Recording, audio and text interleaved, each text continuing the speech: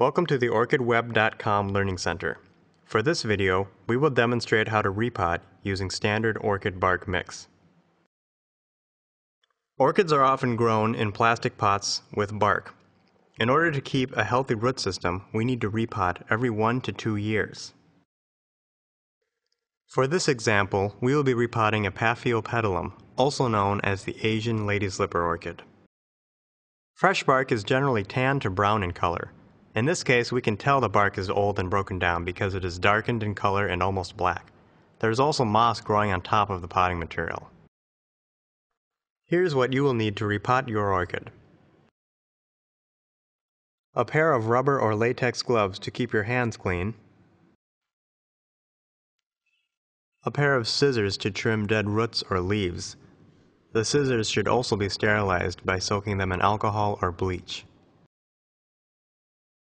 A properly sized plastic pot. When repotting orchids, if the orchid is root-bound, generally a 1/2 inch to 1 inch larger pot is used. Otherwise, the same size pot can be used again.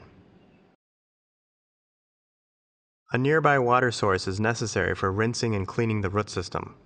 It is also good to get the root system wet before repotting, as it makes the roots more flexible and less prone to damage. A trash can to dispose of the old potting medium. Here we have Orchids Limited Standard Orchid Bark Mix, which consists of Douglas fir bark, sponge rock, and charcoal. A label and pen are optional to record the date of your repot. Let's begin. The first step is to slightly squeeze the pot to help loosen the pot off of the root system. This is often helpful if you have a root-bound orchid. Hold the base of the orchid while removing the plastic pot with your other hand. Remove the old potting material by gently running your fingers through the root system. Often leaves at the bottom of the orchid are old and start to turn yellow when they die. These may also be removed at this time.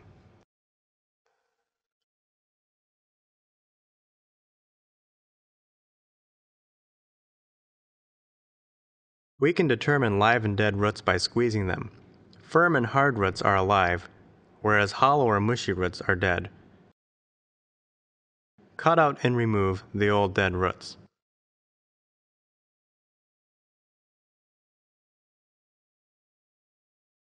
Thoroughly rinse off the root system to clean off all old potting material.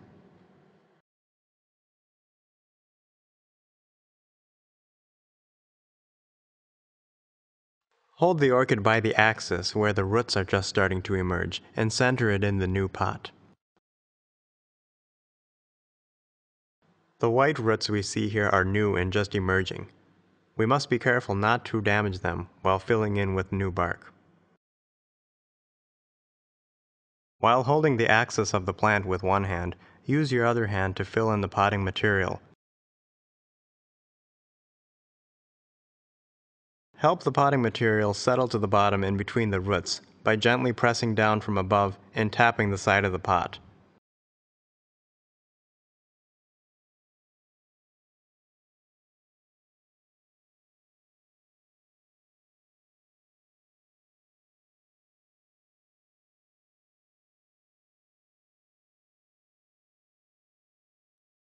Make sure that your plant is stable in the pot. Orchids that are loose or wobbly at the axis will not have a good recovery. Now would be a good time to write the date on a label to keep track of when you last repotted your orchid.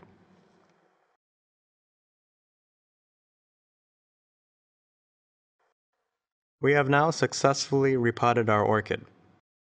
One thing to remember is that fresh bark does not retain moisture as well as old bark does. It is important to increase watering for the first 2 to 3 months to help break in the new potting material. Thank you for accessing the OrchidWeb.com Learning Center. Good luck and happy growing!